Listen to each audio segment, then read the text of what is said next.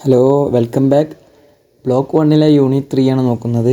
Non cooperation and ഖിലാഫത്ത്, നിസ്സഹകരണവും അതേപോലെ ഖിലാഫത്ത് പ്രസ്ഥാനങ്ങളെ കുറിച്ചിട്ടാണ് ഈ ഒരു യൂണിറ്റിൽ പറഞ്ഞത്. നേരെ ചാപ്റ്റർക്ക് പോവാം. നമ്മൾ മുമ്പ് കഴിഞ്ഞ പാഠങ്ങളിൽ ഗാന്ധിജീൻ്റെ ഒരു പ്രസൻസാണ് പറഞ്ഞത്. അതേപോലെ അദ്ദേഹത്തിൻ്റെ ഐഡിയ, മെത്തേഡ്സ്, അങ്ങനെ ചില സ്ട്രഗിൾസിലുള്ള അദ്ദേഹത്തിൻ്റെ ചില ഇൻവെസ്റ്റ്മെൻറ്റ്സ് ലൈക്ക് ചമ്പാരൻ, അതേപോലെ കേദ, അഹമ്മദാബാദ്, അങ്ങനത്തേലൊക്കെ ഉള്ളതാണ്. അപ്പോൾ ഇനി നമ്മൾ നോക്കാൻ പോകുന്നത് നോൺ കോർപ്പറേഷനും അതേപോലെ ഖിലാഫത്തുമാണ്. അതിൽ ഫസ്റ്റ് ഡിസ്കഷന്, during 1919 and 1922 the Indian national movement entered into a new phase of mass struggle. 1919, 1922 കാലഘട്ടങ്ങളിൽ ഇന്ത്യൻ നാഷണൽ മൂവ്മെൻറ്റ് ഒരു പുതിയ തരത്തിലുള്ളൊരു വലിയ ആൾക്കാരൊക്കെ ഉൾക്കൊള്ളിച്ചിട്ടുള്ളൊരു വലിയൊരു പ്രൊട്ടസ്റ്റിന് തുടക്കം കുറിച്ചു. Two mass movements were organized in 1919 and 1922 to oppose the British and the British. അതായത് 1919, 1922 കാലഘട്ടങ്ങളിൽ രണ്ട് വലിയ മൂവ്മെൻറ്റുകളാണ് സംഘടിപ്പിച്ചത് ബ്രിട്ടീഷ് സർക്കാരിനെതിരെ. The Khilafat movement and the non cooperation movement. ഒന്ന് ഖിലാഫത്ത് മൂവ്മെൻ്റ് ആണ്, മറ്റേത് നോൺ കോർപ്പറേഷൻ മൂവ്മെൻ്റ് ആണ്. Both movement emerged out of two different causes but the plan of the action of both movement was the same. ഈ രണ്ട് മൂവ്മെൻറ്റും വന്നത് രണ്ട് വ്യത്യസ്ത കാരണങ്ങൾക്കാണ്. പക്ഷേ ഇതിൻ്റെ പ്ലാന്, അതായത് ഇത് എങ്ങനെയാണ് നടത്തപ്പെട്ടത് എന്നുള്ളത് എന്താണ്, ഒരേ രീതിയിലാണ്. ഈ രണ്ടെണ്ണം വ്യത്യസ്ത കാരണങ്ങൾ കൊണ്ടാണ് ഉണ്ടായതെങ്കിലും ഇത് രണ്ടിൻ്റെയും പ്ലാൻ ഒന്നായിരുന്നു. ഈ ബാക്ക്ഗ്രൗണ്ട് ഓഫ് ദ മൂവ്മെൻ്റ് ആണ്. ബാക്ക്ഗ്രൗണ്ട് ഓഫ് ദ മൂവ്മെൻറ്റ്, ആദ്യത്തെ മൂവ്മെൻറ്റിൻ്റെ background. The first world war impacted the world in different ways. ഈ ഒന്നാം ലോകമഹായുദ്ധം ലോകത്തെ പല രീതിയിലാണ് ഇമ്പാക്റ്റ് ചെയ്തത്. It was visible in term of economic hardship and the change in power and politics. ഈ ഒന്നാം ലോക യുദ്ധ കാരണം എന്തായി, ഈ ലോകങ്ങളുടെ സാമ്പത്തിക ഇതിലും അതേപോലെ പവറിലും പൊളിറ്റിക്സിലൊക്കെ വലിയ മാറ്റം വന്ന്. മീൻ വൈൽ ഇൻ ഇന്ത്യ, പക്ഷേ ഇന്ത്യയിൽ the year 1919 marked A significant event in the history of British India. British Indian ചരിത്രത്തിൽ 1919 ഒരു സിഗ്നിഫിക്കൻ്റ് ആയിട്ടുള്ള ഒരു സംഭവം നടന്നിട്ടുണ്ട്. The period so the enactment of the Rowlatt Bill and the emergence of Gandhi, the emergence of Pan-Islamic movement and the passing of the Government of India Act of 1990 on the basis of the Montagu Chelmsford report. അപ്പോൾ ഈ മോണ്ടലോഗ് ചെംഫോർഡ് റിപ്പോർട്ടിൻ്റെ അടിസ്ഥാനത്തിൽ 1919 എന്തായിട്ടുണ്ട്, ഇന്ത്യയിൽ പല സംഭവം ഉണ്ടായിട്ടുണ്ട്. ഒന്ന്, Rowlatt നിയമം ഉണ്ടായത്. പിന്നെ ഗാന്ധിൻ്റെ ഒരു കടന്നുവരവ് 1919 പിന്നെ ഒരു പാൻ ഇസ്ലാമിക് മൂവ്മെൻറ്റും ഇന്ത്യയിൽ അതിൻ്റെ തുടക്കം വന്നതും 1919. ഇനി മൂവ്മെൻറ്റിനുള്ള പ്രധാനപ്പെട്ട ചില കാരണങ്ങൾ നോക്കുകയാണ്. ഒന്ന്, മോണ്ടലോഗ് ചെംഫോർഡ് റിഫോംസ്. മോണ്ടലോഗ് ചെംഫോർഡ് പരിഷ്കാരങ്ങൾ എന്ന് പറയും. അത് ഡിസംബർ 23, 1919 ഇത് ഉണ്ടാവുന്നത്. The government of India act of 1919 was enacted on the basis of the Montelog-Chelmsford report, which was published on 18th July 1918. 1918 July 8 പ്രസിദ്ധീകരിച്ച മോണ്ടോങ് ചെംസ്ഫോർഡ് റിപ്പോർട്ടിൻ്റെ അടിസ്ഥാനത്തിലാണ് 1919 ഗവൺമെൻറ് ഓഫ് ഇന്ത്യ ആക്ട് നടപ്പിലാക്കിയത്. The report comprises recommendation for the constitutional development in India. ഈ ഒരു report പറയുന്നത് Indian ഭരണഘടന വികസനത്തിനുള്ള ശുപാർശകൾ റിപ്പോർട്ടിൽ എന്തായിട്ടുണ്ട്, ഉൾക്കൊള്ളിച്ചിട്ടുണ്ട്. It also proclaimed that the goal was the establishment of the responsible government in India. ഇന്ത്യയിൽ ഉത്തരവാദിത്തമുള്ള ഒരു ഗവൺമെൻറ് സ്ഥാപിക്കുക എന്നതാണ് ഇതിൻ്റെ ലക്ഷ്യമെന്നും ആ ഒരു റിപ്പോർട്ട് പ്രഖ്യാപിച്ചു. The report eventually culminated in the enacted of the government of India act of 1919. Government of India act നടപ്പിലാക്കുന്നതിൽ ഈ റിപ്പോർട്ട് എന്തായി, ആ ഒരു റിപ്പോർട്ട് ഈ ഗവൺമെൻറ് ഓഫ് ഇന്ത്യ ആക്ട് എന്നുള്ളത് നടപ്പിലാക്കാൻ ഈ റിപ്പോർട്ട് കാരണമായി. The Government of India Act of 1919 or the Indian Council Act of 1919 is one of the causes for the mass movement. ഈ ഗവൺമെൻറ് ഓഫ് ഇന്ത്യ ആക്ട് 1919 അല്ലെങ്കിൽ അതിൻ്റെ മറ്റൊരു പേരാണെന്ത്, Indian council act of 1999 എന്നുള്ളത് എന്താണ്, ഈ ഒരു സാധനം എന്തായി വലിയൊരു മൂവ്മെൻറ്റിന് ഒരു ഒരു വലിയ ആൾക്കാരൊക്കെ ഉൾക്കൊള്ളിച്ചുള്ളൊരു മൂവ്മെൻറ്റിന് കാരണമായി. The introduction of the diarchy in the provinces brought discontent among the nationalist. The act failed to satisfied the demand of the Indians. ഈ പ്രവിശ്യയിൽ ദ്വിഭരണം നിലവിൽ വന്നത് എന്തായി, ദേശീയവാദികൾക്കിടയിൽ അസംതൃപ്തിക്ക് കാരണമായി. അതേപോലെ ഇന്ത്യക്കാരുടെ ആവശ്യം നിറവേറ്റുന്നതിൽ ഈ ആക്ട് എന്തായി പരാജയപ്പെട്ടു. Some of the major features of the Act of 1919 are also as follows. ഈ ഒരു ആക്ടിൻ്റെ എന്താണ് ചില ഫീച്ചേഴ്സാണ് താഴെ പറഞ്ഞത്. Introduction to diarchy, that is 2 clauses of administration, executive council and the minister. ഭരണത്തിൻ്റെ ഒരു ആമുഖം, അതായത് ഭരണത്തിൻ്റെ 2 വിഭാഗങ്ങളുള്ളത്, ഒന്ന് എക്സിക്യൂട്ടീവ് കൗൺസിലും മറ്റേത് മന്ത്രിമാരെന്നുള്ള ഒരിത്. പിന്നെ അതാണ് ഈ ആക്റ്റിൽ പറഞ്ഞ കാര്യങ്ങളാണ്. പിന്നെ the executive head of the provinces was the governor. എക്സിക്യൂട്ടീവ്സിൻ്റെ ഹെഡ് എന്ന് പറഞ്ഞത് ഗവർണറാണ്. The subject are divided into അതേപോലെ ഇതിലുള്ള സബ്ജക്റ്റ് എന്തായി 2 കാര്യങ്ങളായി ഡിവൈഡ് ചെയ്തു. ഒന്ന് റിസർവ്ഡ്, മറ്റേത് ട്രാൻസ്ഫേർഡ്. ഒന്ന് ആർക്കൊന്നും ചെയ്യാൻ കഴിയാത്ത റിസർവ് ആയിട്ടുള്ള സാധനങ്ങൾ, മറ്റേത് ട്രാൻസ്ഫേർഡ് ആയിട്ടുള്ള സാധനങ്ങൾ. The governor is responsible for the subject in the reserved list. Reserved ലിസ്റ്റിലുള്ള കാര്യങ്ങൾക്ക് ഉള്ള ഉത്തരവാദി ഗവർണറായിരിക്കും. The reserved list include law and order, irrigation, land revenue etcetera. Reserved ലിസ്റ്റിൽ ഉൾക്കൊള്ളുന്നത് നിയമങ്ങൾ, അതേപോലെ ഓർഡേഴ്സ്, പിന്നെ ഇറിഗേഷൻസ്, പിന്നെ ലാൻഡ് റവന്യൂമായി ബന്ധപ്പെട്ട കാര്യങ്ങൾ. The transferred list were under the purview of the ministers. മറ്റേത് മിനിസ്റ്റേഴ്സിൻ്റെ അടിയിൽ വരുന്നതാണ് ട്രാൻസ്ഫേർഡ് ലിസ്റ്റ് പറഞ്ഞത്. അതിൽ ഉൾക്കൊള്ളുന്ന കാര്യങ്ങൾ എഡ്യൂക്കേഷന്, local government, health, public work, അങ്ങനത്തെ ഒക്കെ വരിക. The ministers were nominated by the elected members of the legislative council. നിയമനിർമ്മാണ സഭയത്തെ ആൾക്കാർ നോമിനേഷൻ ചെയ്യണതാണ് എന്ത് മിനിസ്റ്റേഴ്സിനെ. These ministers were responsible to the people. ഈ മിനിസ്റ്റേഴ്സ് എന്താണ്, ആൾക്കാർക്ക് വേണ്ട കാര്യങ്ങളൊക്കെ ഉത്തരവാദിത്തം അവർക്കുണ്ടാവുക. പിന്നെ the secretary of the state shall influence in the matters of the reserved list but cannot influence in the transferred list. പിന്നെ in the legislative the size of provisions legislative increased. പിന്നെ introduction of the communal and class electoral, establishment of a public service commission. Public service കമ്മീഷന്, അതേപോലെ legislatives, അങ്ങനെ പല കാര്യങ്ങളും ഇതിലൊക്കെ ഉൾപ്പെട്ടിട്ടുണ്ട്. ഇത് കുറേ ടൈം വെച്ചിട്ടാണ് അതൊക്കെ ഇങ്ങനെ പെട്ടെന്ന് പറഞ്ഞത്.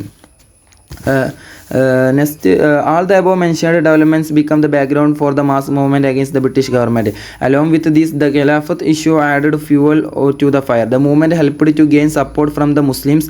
Therefore, one can say that the Khilafat issue provided the immediate background for the movement. അപ്പോൾ ഈ മേലെ പറഞ്ഞ കാരണങ്ങളൊക്കെയാണ് എന്ത്, ഈ ഒരു ബ്രിട്ടീഷ് ഗവൺമെൻറ്റിനെതിരെ ഒരു ആക്ഷൻ ഉണ്ടാവാൻ കാരണമായത്. അങ്ങനെ തന്നെ എന്തായി, ഈ ഖിലാഫത്ത് ഇഷ്യൂ എന്നുള്ളത് ഭയങ്കര ഒരു പ്രശ്നമായി മാറി. അതായത് അതിൽ മുസ്ലിംസിൻ്റെ ഒക്കെ സപ്പോർട്ട് നന്നായി കിട്ടി. ഇനി അടുത്തത് റൗലറ്റ് ആക്ട് ആണ്.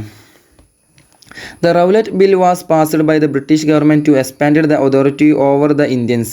ഈ Rowlatt bill British government pass ചെയ്തത് ഇന്ത്യൻസിനിടയിൽ ഒരു ഗവൺമെൻറ് ഒരു അതോറിറ്റി അത് വലുതാക്കാനാണ്. In 1917 the governor general Chelmsford appointed a committee under justice Sydney Rowlatt. ഈ 1919 ഗവർണർ ജനറൽ ചെംസ്ഫോർഡിൻ്റെ അയാളെന്താ ഒരു കമ്മിറ്റി ഉണ്ടാക്കി ജസ്റ്റിസ് സിഡ്നെ റൗലറ്റിൻ്റെ കീഴിൽ. The committee was appointed to investigate revolutionary activities and to suggest legislation to curb such activities. ഈ revolutionary ആക്ടിവിറ്റീസിനെ കുറിച്ച് പഠിക്കാനാണ് ഈ കമ്മിറ്റി വന്നത്. The committee is known as the Rowlatt committee. ഈ കമ്മിറ്റിയാണ് റൗലറ്റ് കമ്മിറ്റി എന്ന് അറിയപ്പെടുന്നത്. The Rowlatt bill was approved in March 1919 മാർച്ചിലാണ് റൗലറ്റ് ബിൽ അപ്രൂവ് ആയത്. The Rowlatt Act gave sanctions to the government to imprison any person without any trial or conviction. യാതൊരു ട്രയലോ അല്ല കൺവിഷനോ ഇല്ലാതെ ഏതൊരാളെയും arrest ചെയ്യാനുള്ള ഒരു ഇതിലുണ്ട്, ഈ റൗലറ്റ് ബില്ലുണ്ട്. The aim of the action was imprison the nationalism without giving a warning. ഇതിൻ്റെ aim പറഞ്ഞാൽ എന്താണ്, ഈ രാജ്യത്തിന് വേണ്ടി ഈ പോരാടുന്ന ആൾക്കാരെന്താവുക, തടങ്കൽ വെക്കുക എന്നുള്ളതാണ്. The act therefore allowed the government to bring changes in the penal code and provided authority to search the place and arrest a person without any warrant.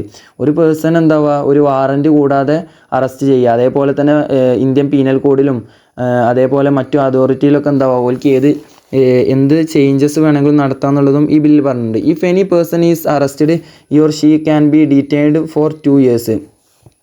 ഇപ്പോൾ ഏതെങ്കിലും ഒരാളെ അറസ്റ്റ് ചെയ്തു ഈ ഒരു ബില്ല് പ്രകാരം, അപ്പോൾ അയാളെന്താവുക 2 വർഷത്തേക്ക് യാതൊരു കാരണമില്ലാതെ തടവിലും വെക്കുക. Gandhi believed that the Rowlatt act was against the democratic rights of the people. ആൾക്കാരെ ഡെമോക്രാറ്റിക് റൈറ്റ്സിന് എതിരാണ് എന്ന് ഈ ഗാന്ധി വിശ്വസിച്ചു ഈ Rowlatt bill. Hence he decide to launch a national wide satyagraha against the act of 1919. ഈ ഒരു 1919 ഈ ആക്ടിന് എതിരെന്തായി ഗാന്ധി ഒരു സത്യാഗ്രഹം ഇന്ത്യയിൽ മൊത്തത്തിൽ നടത്താൻ തീരുമാനിച്ചു. Gandhi campaigned for the people to join the Satyagraha and formed a Satyagraha Sabha in ഫെബ്രുവരി 1919. അപ്പോൾ ഇതിനു വേണ്ടി എന്തായി 1919 ഫെബ്രുവരിയിൽ ഗാന്ധി എന്തായി ഒരു സത്യാഗ്രഹ സഭ ഉണ്ടാക്കി. A national wide hartal along with fasting and prayer was summoned on 16th April 1919. However, Delhi observed a hartal on 13 March 1919 due the confusion in dates. അങ്ങനെ എന്താ ഈ നാഷണൽ വൈഡായിട്ട് ഒരു ഹർത്താൽ ഇതാക്കി. അതേപോലെ നിരാഹാരം, പ്രാർത്ഥന അങ്ങനത്തെ ഒക്കെ ഇതിൽ ഉൾപ്പെടുത്തി. അങ്ങനെ ഏപ്രിൽ 6 1919 ആണ് ഈ സത്യാഗ്രഹം ഉണ്ടായത്. പക്ഷേ ഡൽഹിയിൽ ഇതുണ്ടായത് 30 മാർച്ച് 1919 ചില കൺഫ്യൂഷൻസ് കാരണം ഈ ഡേറ്റ്സിലുണ്ടായത്. In several other place hartal turned into violence and disorder. ചില സ്ഥലത്ത് എന്താ ഈ ഹർത്താൽ എന്നുള്ളത് ഭയങ്കര വയലൻസും അതേപോലെ അതിനൊരു ഓർഡറൊന്നും ഉണ്ടായിരുന്നില്ല. Punjab faced severe repression from a government especially in the Amritsar and Lahore. Gandhi tried to visit Punjab to help the people but the government deported him to Bombay. അങ്ങനെ പഞ്ചാബിലൊക്കെ വലിയ ഇഷ്യൂ ആയി. അങ്ങനെ ഗാന്ധി പഞ്ചാബിൽ സന്ദർശിച്ചു. പക്ഷേ എന്തായി, ഗാന്ധിയെ ഗവൺമെൻറ് ബോംബെയിലേക്ക് ആ സമയത്ത് നാട് കടത്തി. ഇനി അടുത്തതാണ് ജാലിയൻ വാലാബാഗ് മാസ് സ്ക്വയർ കൂട്ടക്കൊല. ജാലിയൻ വാലാബാഗ് കൂട്ടക്കൊല അത് ഉണ്ടാവുന്നത് 13 April 1919. In Amritsar the situation was the worst. അമൃതസറിൽ ഈ സാഹചര്യമൊക്കെ വളരെ മോശമായി. After the hartal on 6th April 1919 the administration was handed over to military authority under brigadier general Dyer. ഈ ഏപ്രിൽ 6 എന്തായി, ഏപ്രിൽ 6 ഹർത്താൽ മൂലം എന്തായി ഈ അമൃതസറത്തെ ഭരണമൊക്കെ എന്തായി അഡ്മിനിസ്ട്രേറ്ററിന് എന്തായി മിലിറ്ററിക്ക് കൈമാറി. അങ്ങനെ എന്തായി ഈ അവിടുത്തെ മിലിറ്ററിൻ്റെ മെയിനായിരുന്നു ജനറൽ ഡയർ. അദ്ദേഹം എന്തായി Dyer banned all public meeting and hartals. എല്ലാ പൊതു മീറ്റിങ്ങും ഹർത്താലുകളും അദ്ദേഹം എന്തായി ബാൻ ചെയ്തു. Meanwhile 2 local leaders. അതേ സമയത്ത് എന്തായി 2 ലോക്കൽ ലീഡേഴ്സ് എന്തായി, അതായത് സത്യപാൽ ആൻഡ് കിച്ചുലു. സത്യപാലും കിച്ചുലു എന്തായി where arrested by the British government. ഇവർ 2 ലോക്കൽ ലീഡേഴ്സാണ്. ഇവരെ ബ്രിട്ടീഷ് ഗവൺമെൻറ് അറസ്റ്റ് ചെയ്തു. On 13th April 1919 an അൺആർമഡ് crowd gathered at Jallianwala Bagh. പഞ്ചാബിലെ ജാലിയൻവാലാബാഗിൽ 1919 ഏപ്രിൽ 3 ഒരു നിരായുധരായ ആൾക്കാരെന്തായി ഒത്തുകൂടി. In order to protest against the arrest of the leader of ഇവൻ the eve of the Baisakhi celebration. ഈ ബൈസാഖി സെലിബ്രേഷൻ്റെ തലേന്ന് എന്തായി ഈ പ്രൊട്ടസ്റ്റ് നേതാക്കളെ അറസ്റ്റ് ചെയ്തതിൻ്റെ മേലിൽ പ്രൊട്ടസ്റ്റ് ചെയ്യാനാണ് ഇവർ ഒത്തുകൂടിയത്. General Dyer order to the troops to open fire without any warning. ഈ ജനറൽ ഡയർ എന്തായി ഈ ആൾക്കാർക്കെതിരെ വെടിവെക്കാൻ ഒരു വാണിംഗ് കൊടുക്കാതെ നേരെ അങ്ങോട്ട് വെടിവെക്കാൻ പറഞ്ഞു. 1000 of people were killed and wounded. ആയിരക്കണക്കിന് ആൾക്കാരെന്തായി മരിക്കുകയും പരിക്ക് പറ്റുകയും ചെയ്തു. The act of general Dyer shook the whole country. Shock the whole country. ഈ ഒരു ഇതെന്തായി എല്ലാ ആൾക്കാരും ഷോക്കായി. Martial law was imposed with immediate effect in Punjab on the same night. Opposing the British attitude the famous poet Rabindranath Tagore surrendered his knighthood. ഈ ഒരു ഇതിൻ്റെ ഇതായിട്ടാണ് രവീന്ദ്രനാഥ ടാഗോർ അദ്ദേഹത്തിൻ്റെ സർ പദവി എന്തായി അദ്ദേഹം തിരിച്ചു നൽകി. The Hunter commission was appointed by Edwin Montagu to invest the Punjab incident. അങ്ങനെ എന്തായി, ഈ ഒരു ഇൻസിഡൻറ്റിനെ കുറിച്ച് പഠിക്കാൻ എന്തായി എഡ്വിൻ മോണ്ടാങ്കിനെ അപ്പോയിൻ്റ് ചെയ്തു. The commission justified general Dyer's action. അദ്ദേഹം എന്തായി ഈ ജനറൽ ഡയറിൻ്റെ ആക്ഷൻ എന്തായി ജസ്റ്റിഫൈ ചെയ്തു, ന്യായീകരിച്ചു. Expected that he would have given a warning first. They also give justification to the imposing of the martial law in Punjab. അടുത്തത് economic ഹാർഡ്ഷിപ്പാണ്. After the First World War, the world economy faced several setbacks. The price of daily commodities increased, which affected the common people. The imports declined tremendously. As a result, the Indian industry surrendered. Production fell, many factories were closed, and the unemployment increased. Apart from these, the peasants were overburdened with heavy taxation at the political level. The nationalists protested because the British government failed to keep their promise. അപ്പോൾ ഈ ഒരു ഒന്നാം ലോക മഹായുദ്ധത്തിന് ശേഷം ലോകം മൊത്തം ഭയങ്കര പ്രതിസന്ധി നേരിട്ടു, എക്കണോമിക്സ് ആയിട്ടുള്ള സാമ്പത്തിക. അതിൽ ഇന്ത്യ ഉണ്ടായിരുന്നു. അപ്പോൾ ഇന്ത്യത്തെ സാധനങ്ങളൊക്കെ നിത്യോപയോഗ വസ്തുക്കളൊക്കെ വില കൂടി. അതേപോലെ തന്നെ ഇതെന്തായി കോമൺ പീപ്പിളെ വളരെയധികം എഫക്റ്റ് ചെയ്തു. പിന്നെ അതേപോലെ തന്നെ ഒരുപാട് കമ്പനികൾ എന്തായി അവിടെ പ്രൊഡക്ഷനൊക്കെ നിർത്തിവെക്കേണ്ടി വന്നു. അതേപോലെ അപ്പോൾ എന്തായി കുറേ ആൾക്കാർക്ക് തൊഴിൽ നഷ്ടപ്പെട്ടു. അങ്ങനെ ആൾക്കാരൊക്കെ ഭയങ്കര ബുദ്ധിമുട്ടായി. അതേപോലെ കർഷകരിൽ ഭയങ്കര ടാക്സ് അടക്കേണ്ടി വന്നു. അങ്ങനത്തെ പല എക്കണോമിക് പ്രതിസന്ധികളും ഈ ടൈമിലുണ്ടായി. അടുത്തതാണ് Khilafat issue. During the first world war, ഒന്നാം ലോകയുദ്ധകാലത്ത് Turkey associated with Germany and Austria against Britain. ഒന്നാം ലോക യുദ്ധകാലത്ത് എന്തായി, തുർക്കി എന്തായി ജർമ്മനിൻ്റെയും അതേപോലെ ഓസ്ട്രിയൻ്റെയും കൂടെ നിന്നു, ബ്രിട്ടനെതിരായിട്ട്. The Sultan of Turkey was the Khalifa of the Islamic world and the Indian Muslim considered him her spiritual leader. അതായത് ഇന്ത്യൻ മുസ്ലിം ഈ സുൽത്താൻ, തുർക്കിയത്തെ സുൽത്താൻ എന്താണ്, മൊത്തം ഇസ്ലാമിക് വേൾഡിൻ്റെ ഒരു ഖലീഫായിട്ടാണ് റെപ്രസെൻറ്റ് ചെയ്യണത്. അദ്ദേഹത്തെ എന്തായി ഈ ഒരു മുസ്ലിങ്ങൾ, ഇന്ത്യത്തെ മുസ്ലിങ്ങൾ വരെ അദ്ദേഹത്തെ ഒരു സ്പിരിച്വൽ ലീഡറായിട്ടാണ് കണക്കാക്കുന്നത്. After the war the British removed the power of the Khilafat in Turkey. അപ്പോൾ ഈ ബ്രിട്ടൻ എന്തായി ഒന്നാം വേൾഡ് വാറിൽ വിജയിച്ചു, ജർമ്മനി തോറ്റു. അപ്പോൾ ജർമ്മനീൻ്റെ കൂടെയുള്ള ഈ സുൽത്താൻ്റെ എന്തായി എല്ലാ പവറും എന്തായി ബ്രിട്ടൻ റിമൂവ് ചെയ്ത് ഒഴിവാക്കി. And the Muslim started the Khilafat movement in India to restore the position of Khilafat in Turkey. അപ്പോൾ എന്തായി ഇന്ത്യത്തെ മുസ്ലിങ്ങൾ എന്തായി ഒരു ഖിലാഫത്ത് മൂവ്മെൻറ്റ് തുടങ്ങി. അദ്ദേഹത്തിൻ്റെ തുർക്കിയത്തെ അമീറിൻ്റെ എല്ലാ സ്ഥാനങ്ങളും തിരിച്ചു കൊടുക്കാൻ. The main demand of the activities was the Ottoman Khalifa should enjoy his empire and the Arab land should remain under Muslim rule. In the Khilafat control should be retained in all Muslim sacred places.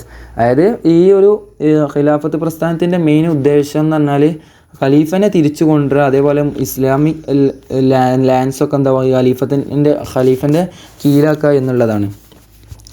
In 1999 a Khilafat committee was formed in Bombay. 1919 Khilafat committee വരുന്നത്. അതായത് Syed Chotani was the president. Syed ചോട്ടാനിയാണ് അതിൻ്റെ president.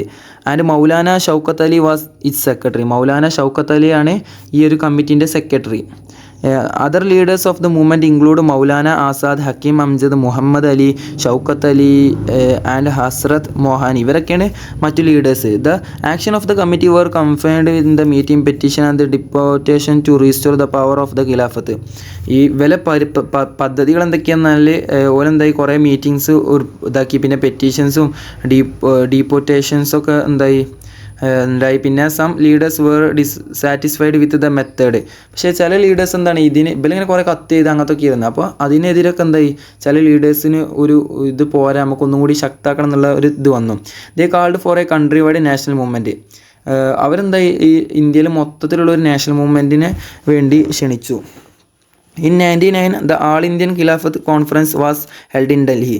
1919 എന്തായി ആൾ Indian ഖിലാഫത്ത് conference ഡൽഹിയിൽ വെച്ച് നടന്നു. Which advocated non cooperation with the British government for the first time. അതെന്താണ് non cooperation ആയിട്ടാണ് ബ്രിട്ടീഷ് ഗവൺമെൻറ്റിനെതിരെ നിസ്സഹകരിക്കുക എന്നുള്ളതാണ് അതിൻ്റെ ഇത്. Gandhi was in touch with the Khilafat leaders. Gandhi എന്തായി ഖിലാഫത്ത് ലീഡേഴ്സുമായി കണ്ടുമുട്ടി. And he was a special guest to the Khilafat conference in November 1919. 1919 നവംബറിൽ നടക്കുന്ന ഖിലാഫത്ത് മൂവ്മെൻറ്റിൻ്റെ ഒരു സ്പെഷ്യൽ ഗസ്റ്റും കൂടിയായിരുന്നു Gandhi. In February 1920 Gandhi suggested to the committee to adopt a non violent non cooperation movement. അങ്ങനെ ഫെബ്രുവരി 1920 ഗാന്ധി എന്തായി ഈ ഖിലാഫത്ത് മൂവ്മെൻറ്റിൻ്റെ ആൾക്കാരോട് പറഞ്ഞെന്ത് ഒരു നോൺ വയലൻ്റ് ആയിട്ടുള്ള ഒരു നോൺ കോർപ്പറേഷൻ മൂവ്മെൻറ്റ് തുടങ്ങാൻ.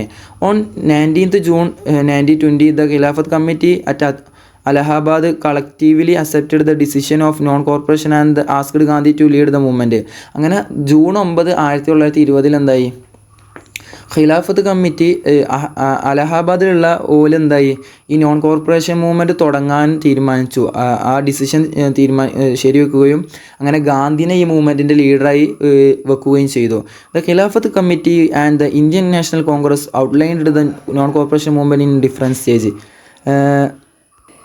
ഈ ഖിലാഫത്ത് കമ്മിറ്റി എന്തായി അതേപോലെ ഇന്ത്യൻ നാഷണൽ കോൺഗ്രസും കൂടി ചേർന്നിട്ട് പല പദ്ധതികളും തീരുമാനിച്ചു. അതിൽ ഒന്നാമത്താണ് resignation of the titles and honorary post. അപ്പോൾ ബ്രിട്ടീഷ് ഗവൺമെൻറ് നൽകുന്ന ടൈറ്റിൽസ് ഇപ്പോൾ സർ പദവി അങ്ങനത്തെ സാധനങ്ങളൊക്കെ തിരിച്ചു നൽകുക. അതേപോലെ വലിയ വലിയ സ്ഥാനം എന്നൊക്കെ എന്താവുക പോരുക. Next boycott of the government affiliated schools and college law courts and foreign clothes. Government സ്കൂളുകൾ അതേപോലെ കോളേജ് കോർട്ടുകൾ അതേപോലെ മറ്റു വിദേശ വസ്ത്രങ്ങൾ ഇതൊക്കെ ഒഴിവാക്കുക. പിന്നെ resignation from the civil service എന്താവുക ആ ജോലി രാജിവെക്കുക. പിന്നെ resignation from the post of police and army service army സർവീസിൽ നിന്ന് എന്താവുക ഒഴിവാവുക. പിന്നെ നോൺ പേയ്മെൻറ്റ് ഓഫ് ടാക്സസ് കൊടുക്കാതിരിക്കുക. ഇതൊക്കെയാണ് മെയിനായിട്ടുള്ള ഡിഫറെൻറ്റ് ടൈപ്സ് ഓഫ് സ്റ്റേജസുകൾ ഈ നോൺ കോർപ്പറേഷൻ മൂവ്മെൻറ്റിൻ്റെ സ്റ്റേജുകൾ. ഇനി ടുവാർഡ്സ് നോൺ കോർപ്പറേഷൻ മൂവ്മെൻറ്റ്. ഇനി നോൺ കോർപ്പറേഷൻ മൂവ്മെൻറ്റുമായി മുന്നോട്ടുള്ളതാണ്. Gandhi succeed in securing the support of the Congress for the movement. എന്തായി ഈ കോൺഗ്രസിൻ്റെ സപ്പോർട്ട് കിട്ടുന്നതിൽ ഗാന്ധി വിജയിച്ചു. Finally the special Calcutta session September 1920 the permitted the adoption of the programme of non cooperation. അങ്ങനെ സെപ്റ്റംബർ 1920 കൽക്കട്ട സെക്ഷനിൽ കോൺഗ്രസ് സമ്മേളനത്തിൽ എന്തായി ഈ ഒരു നോൺ കോർപ്പറേഷനുമായി മുന്നോട്ട് പോകാനുള്ള തീരുമാനത്തിലെത്തി. The main opposition was lead by CR Das. Disagreed with the idea of boycott and elections. പക്ഷേ ഇതിന് ഒരു മെയിൻ ഒപ്പോസിഷൻ ഉണ്ടായിരുന്നു, അതായത് CR ദാസ് ആയിരുന്നു. അദ്ദേഹം എന്തായി ഈ ബോയ്ക്കോട്ട് ഓഫ് എലക്ഷൻസ് എന്നുള്ളത് എന്തായി അതുമായി അദ്ദേഹം ഡിസഗ്രി ചെയ്ത് അംഗീകരിച്ചില്ല. The Congress supported Gandhi's plan for non cooperation till Punjab and the Khilafat wrong were removed the swaraj was established. അങ്ങനെ എന്തായി കോൺഗ്രസ് ഈ ഗാന്ധിൻ്റെ പ്ലാനെ സപ്പോർട്ട് ചെയ്ത്, പക്ഷേ പഞ്ചാബ് അതേപോലെ ഖിലാഫത്ത് എതിരുള്ള കുറച്ച് ആൾക്കാർ എന്തായി ഒരു സ്വരാജാണ് വേണ്ടത് എന്നുള്ളത് ഖിലാഫത്ത് അത് മാറ്റിയിട്ട് സ്വരാജാണ് വേണ്ടതെന്ന് പറഞ്ഞു. The main aim of the non cooperation movement that is Swaraj. ഈ നോൺ കോർപ്പറേഷൻ മൂവ്മെൻറ്റിൻ്റെ മെയിൻ ഉദ്ദേശം എന്ന് പറഞ്ഞാൽ സ്വരാജ് തന്നെയാണ്. പിന്നെ ഇത് ആഡ് ചെയ്തത് നാഗ്പൂർ സെക്ഷനിലാണ് ഇന്ത്യൻ നാഷണൽ കോൺഗ്രസ് മൂവ്മെൻറ്റിൻ്റെ ഡിസംബർ 1920. അടുത്തത് the Nagpur session of INC 1920 Indian national കോൺഗ്രസിൻ്റെ Nagpur session. The Nagpur session of INC in December 1920 accepted the resolution passed at the Calcutta session. The opposition of boycott the election was then a non-issue and CR Das agreed to proceed with the non-corporation. The Nagpur section of the Congress was important for several reasons. Firstly, the goal of the movement changed from the attained of self-government of the attained Swaraj and peaceful means. Gandhi promised that if the program implemented, Swaraj would be assured with a year. Secondly, the new constitution of Congress was introduced. അതായത് ഈ ഒരു നാഗ്പൂർ സെക്ഷനിലാണ് എന്ത് non കോർപ്പറേഷനുമായിട്ട് Indian national Congress agree ചെയ്തത്. അങ്ങനെ ഇതിൻ്റെ ലക്ഷ്യം എന്ന് പറഞ്ഞാൽ ഒരു സ്വരാജ്, ഇന്ത്യക്കാർക്ക് മാത്രം ഒരു രാജ്യം എന്നുള്ള ഒന്നായിരുന്നു. അങ്ങനെ രണ്ടാമത്തെ പിന്നെന്താവുക ഇന്ത്യൻ നാഷണൽ കോൺഗ്രസ് എന്തായി ഒരു ന്യൂ കോൺസ്റ്റിറ്റ്യൂഷന് ഒരു ഭരണഘടന ഇൻട്രൊഡ്യൂസ് ചെയ്ത്. പിന്നെ ചില ചേഞ്ചസ് ഉണ്ടായിരുന്നു. അതായത് Congress formed a working committee of 50 members. Congress എന്താ ഒരു വർക്കിംഗ് കമ്മിറ്റി ഉണ്ടാക്കി 50 ആളെ വെച്ചിട്ട്. പിന്നെ the formation of all Indian Congress committee of 300 members. All Indian Congress ഉണ്ടാക്കി 300 മെമ്പേഴ്സിനെ വെച്ചിട്ട്. പിന്നെ the formation of Congress committee from town to village. Congress committee എന്തായി വലിയ വലിയ അങ്ങാടിയിൽ നിന്ന് ഗ്രാമങ്ങളിലേക്ക് കമ്മിറ്റി ഉണ്ടാക്കുക എന്നുള്ളതായി. അതേപോലെ provisional Congress committee were organised on a linguistic basis. ഭാഷാടിസ്ഥാനത്തിൽ ഓരോ പ്രൊവിഷനിൽ ഓരോ കോൺഗ്രസ് കമ്മിറ്റി ഉണ്ടാക്കുക. പിന്നെ Congress membership made open to all adults, എല്ലാ ചെറുപ്പക്കാർക്കും എന്താവുക അതിൻ്റെ മെമ്പർഷിപ്പ് കൊടുക്കുക. അപ്പോൾ ഇതൊക്കെയാണ് ആ ഒരു മീറ്റിങ്ങിലുണ്ടായത് തീരുമാനങ്ങൾ. പിന്നെ non cooperation movement had 2 main aspects, 2 കാര്യം ഉണ്ടായിരുന്നത്. ഒന്ന് ഇത് constructive programme comprised the nationalism of education, promotion of indigenous goods, popularising charkha and khadi. അതായത് ഈ നോൺ കോർപ്പറേഷൻ മൂവ്മെൻറ്റ് കൊണ്ടുള്ള ഉദ്ദേശം എന്ന് പറഞ്ഞാൽ ഒന്നും എന്താവുക, നമ്മളെ ഇന്ത്യൻ എഡ്യൂക്കേഷനെ പ്രൊമോട്ട് ചെയ്യുക, അത് ഉൾക്കൊള്ളുക. അതേപോലെ അതിനെ പ്രൊമോഷൻ ഓഫ് ഇന്ത്യത്തെ സാധനങ്ങൾ, അതേപോലെ ചർക്ക ഖാദി അങ്ങനത്തേനൊക്കെ എന്താവുക ആൾക്കാരുടെ ഇടയിൽ പോപ്പുലർ ആക്കുക. 2 destructive programmes include the boycott of law courts, educational institution, elections, official functions and the British goods. വിനാശകരമായ പരിപാടികൾ, അതായത്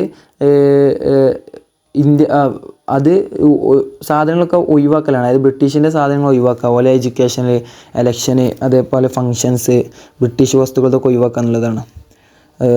അതേപോലെ തന്നെ non cooperation movement gathered more momentum from January 1921. Gandhi along with the Ali brothers undertook a national wide tour. അങ്ങനെ non cooperation movement എന്തായി, എല്ലാവരും കൂടി ഒരുമിച്ച് കൂട്ടി 1921 എന്തായി ശക്തി പ്രാപിച്ച് ഗാന്ധി അലി ബ്രദേഴ്സിനെ കൂട്ടി എന്തായി ഒരു ഇന്ത്യൻ്റെ എല്ലാ സ്ഥലത്തും വിസിറ്റ് ചെയ്യാന്നുള്ളൊരു പരിപാടി വെച്ച്. അങ്ങനെ അതൊന്ന് ജസ്റ്റ് വായിച്ച് നോക്കിയാൽ ഇങ്ങനെ കുറേ പറയാനുണ്ടാവും. പിന്നെ new challenges and event of the movement. In 1921, Muhammad Ali and the All Indian Khilafat Conference held in Karachi on 8th July. July 8 എന്തായി 1921 മുഹമ്മദ് അലി സഹോദരന്മാർ ഒരു മുഹമ്മദ് അലി ഒരു ഖിലാഫത്ത് കോൺഫറൻസ് വെച്ച് അതിൽ എല്ലാവരും ഉൾക്കൊള്ളിച്ചു. അതേപോലെ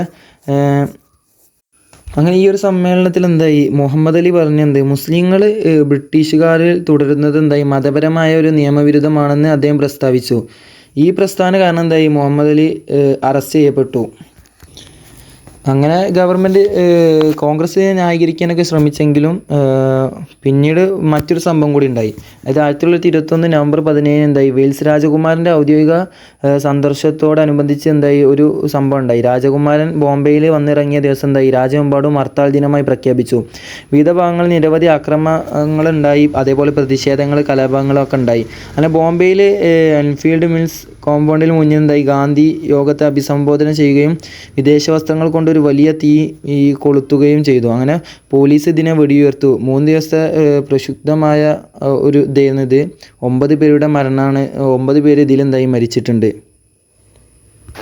അടുത്തത് the last face of the movement, ഈ ഒരു പ്രസ്ഥാനത്തിൻ്റെ അവസാന ഘട്ടം. ഇതിൻ്റെ അവസാനമായിട്ട് പറയുമ്പോൾ the government carefully observed the development of the movement and the collected reports on it. Government എന്താ ഈ മൂവ്മെൻറ്റിനെ വളരെ നല്ല രീതിയിൽ എന്തായി ഒബ്സർവ് ചെയ്ത് അതേപോലെ ഇത് എന്തൊക്കെയാണ് ചെയ്യണത് അങ്ങനത്തൊക്കെ ഇതാക്കി റിപ്പോർട്ട്സൊക്കെ കളക്ട് ചെയ്ത് they took measure on curb on the movement. The Congress volunteer corps were delighted in election and all those member were arrest സിയോർ ദോസ് ആൻഡ് ദ ഫസ്റ്റ്. അങ്ങനെ എന്തായി കോൺഗ്രസ് വളണ്ടിയർ കോർപ്സ് നിയമവിരുദ്ധമായി പ്രഖ്യാപിക്കുകയും അതിലെ അംഗങ്ങളെ ആണെന്ന് അവകാശപ്പെട്ട എല്ലാവരെയും എന്തായി അറസ്റ്റ് ചെയ്യുകയും ചെയ്തു. അതിൽ ആദ്യം അറസ്റ്റ് ആയത് CR ദാസാണ്. പിന്നെ 1921 അവസാനത്തോടെ എന്തായി ഗാന്ധി ഒഴികെയുള്ള എല്ലാ പ്രധാന നേതാക്കളും അറസ്റ്റിലായി. ഈ ബ്രിട്ടീഷ് സർക്കാരിൻ്റെ അടിച്ചമർത്തൽ എന്തായി ഇത് തുടരുകയും ചെയ്തു. അതേപോലെ എന്തായി ഇതിനെ തുടർന്ന് പോലെ പൊതുയോഗങ്ങളൊക്കെ നിരോധിച്ചു. അതേപോലെ കോൺഗ്രസിൻ്റെയും അതേപോലെ ഖിലാഫത്ത് ഓഫീസുകളൊക്കെ എന്തായി റെയ്ഡ് നടത്തി. പക്ഷേ അതൊന്നും ബലം നിർത്തിയില്ല. 1922 ജനുവരിയിൽ എന്തായി സർവകക്ഷി സമ്മേളനത്തിൽ ഗാന്ധി നിസ്സഹകരണ പ്രസ്ഥാനത്തിൻ്റെ നിലപാട് വിശദീകരിച്ചു. അങ്ങനെ 1922 ഫെബ്രുവരി 1 എന്തായി ഗാന്ധി വൈസ്രോയ്ക്കൊരു അന്ത്യശയനം അയച്ചു. അതായത് രാഷ്ട്രീയ തടവുകാരെ അറസ്റ്റ് ചെയ്താൽ സിവിൽ അനുസരണക്കേട്, അതായത് എല്ലാവരും കൂടി കൂട്ടത്തിൽ സിവിൽ ലോ ഒക്കെ ഒബേ ചെയ്യുന്നുണ്ട് ഒരു കത്ത് അയച്ചു. അങ്ങനെ the fate of the movement was decided by the Chauri Chaura incident on 4th February 1922. അങ്ങനെ 1922 ഫെബ്രുവരി 4 എന്തായി ചൗരി ചൗര ഉണ്ടായി. അതായത് ചൗരി ചൗരയിലെ പോലീസുകാരുടെ പെരുമാറ്റത്തിൽ എന്തായി പ്രകോപിതരായ ഒരു വിഭാഗം ജനക്കൂട്ടം എന്തായി ഉത്തർപ്രദേശിലെ ഗോരഖ്പൂർ ജില്ലയിലെ ചൗരി ചൗരയിലെ ഒരു പോലീസ് സ്റ്റേഷൻ എന്തായി ആക്രമിച്ചു. അതേപോലെ പോലീസ് ഇപ്പോൾ ഇവർക്കെതിരെ വെടിവെച്ചു. രോഷാകുലരായ ജനങ്ങൾ എന്തായി പോലീസ് സ്റ്റേഷന് തീയിട്ടു. അങ്ങനെ 22 പോലീസുകാരെന്തായി അതിൽ മരിച്ചു. സംഭവം കേട്ടപ്പോൾ എന്തായി ഗാന്ധി ഈ പ്രസ്ഥാനത്തെ ഈ ഒരു ചൗരി ചൗര മൂലമാണ് എന്ത് ഈ നിസ്സഹകരണ പ്രസ്ഥാനം ഗാന്ധി എന്തായി തൽക്കാലം നിർത്തിവെക്കാന്നുള്ള ഒരു ഇതിലെത്തി. അങ്ങനെ ഈ പ്രസ്ഥാനം എന്തായി പിൻവലിക്കാൻ ഗാന്ധി തീരുമാനിച്ചു. സംഭവത്തിന് ശേഷം ഗാന്ധി നിസ്സഹകരണം മാനേജ്മെൻറ്റ് പിൻവലിച്ചു. അതിനെ ഹിമാലയൻ മണ്ടത്തരം എന്നുള്ള ഹിമാലയൻ ബ്ലണ്ടർ എന്നുള്ള രീതി എന്തായി ഗാന്ധി വിളിച്ചു. തൻ്റെ തീരുമാനം അംഗീകരിക്കാൻ അദ്ദേഹം കോൺഗ്രസ് വർക്കിംഗ് കമ്മിറ്റിയെ പ്രേരിപ്പിച്ചു. അങ്ങനെ 1922 ഫെബ്രുവരി 12 നിസ്സഹകരണ പ്രസ്ഥാനം എന്തായി അവസാനിച്ചു. നിസ്സഹകരണ പ്രസ്ഥാനത്തിൽ നിന്ന് പിന്മാറാനുള്ള ഗാന്ധിയുടെ തീരുമാനത്തെ മോട്ടിലാൽ നെഹ്റു, അതേപോലെ CR ദാസ്, ജവഹർലാൽ നെഹ്റു, സുഭാഷ് ചന്ദ്രബോസ് എന്നിവരൊക്കെ എന്തായി വിമർശിച്ചു. അതായത് ഈ ഏകദേശമൊക്കെ ഒരു നല്ല രീതിയിൽ ഇങ്ങനെ സമരം പോകുമ്പോൾ ഈ ഒരു പ്രശ്നം മൂലം ഗാന്ധി നിർത്തിവെക്കുകയാണ്. അങ്ങനെ ചൗരിയുടെ പ്രവർത്തനങ്ങളൊക്കെ തുടങ്ങാൻ തന്നെയാണ് ബാക്കിയുള്ളവരൊക്കെ തീരുമാനിച്ചത്. പിന്നീട് കോൺഗ്രസ് വർക്കിംഗ് കമ്മിറ്റി 1922 ഫെബ്രുവരി 12 അതിൻ്റെ പ്രമേയങ്ങളൊക്കെ പ്രസിദ്ധീകരിച്ചു. ഈ പ്രമേയം എന്തായി ബർദോളി പ്രമേയം എന്നാണ് അറിയപ്പെടുന്നത്. അതായത് കർഷകരെ പാട്ടത്തിന് പ്രേരിപ്പിക്കുന്ന ഒരു ഉപവാക്യങ്ങൾ, അതായത് കർഷകരെ ഈ ഒരു സാധനം കർഷകർ റെൻറ്റ് പേ ചെയ്യണം, അതേപോലെ ടാക്സ് കൊടുക്കണം, അതേപോലെ ടെനൻറ്റ്സ് എന്താണ് റെൻറ്റ് പേ ചെയ്യണം എന്നുള്ളതൊക്കെ പറഞ്ഞത്. അതുകൊണ്ട് തന്നെ സുഭാഷ് ചന്ദ്രബോസ് എന്തായി ഇതിനൊരു നാഷണൽ കലാമിറ്റി, ഒരു ആപത്ത് എന്നുള്ള ദേശീയ ആപത്ത് എന്നുള്ളതാണ് അദ്ദേഹം ഇതിനെ വിളിച്ചത്.